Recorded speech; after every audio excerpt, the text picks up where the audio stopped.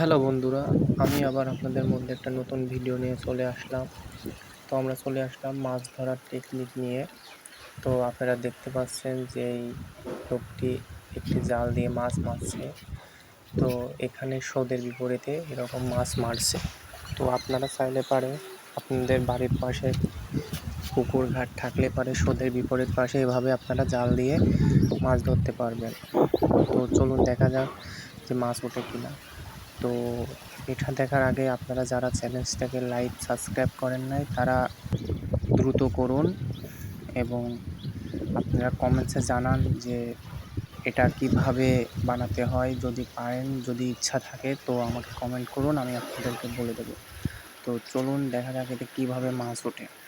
তো আপনারা যারা চ্যানেলটাকে সাবস্ক্রাইব করেন নাই তারা দ্রুত সাবস্ক্রাইব করুন এবং আমাকে বলুন যে আপনারা কীরকম ভিডিও চাচ্ছেন। আমি আপনাদের নতুন নতুন টেকনিকের মাছ ধরার ভিডিও জানাবো। তো আপনারা পাশে থাকবেন, আপনারা ছাড়া কোনো কিছুই সম্ভব না।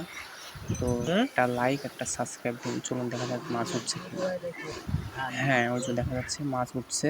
তো এরকম মাছ উঠে, ঠিক আছে, অনেক সময় বেশি ওঠে, অনেক সময় কম ওঠে। মাছের উপর ডিপেন্ড, কারণ সব সময় তো মাছ হয় না। তো আপনাদের পুকুর নালাতে এরকম মাছ ধরতে পারবেন।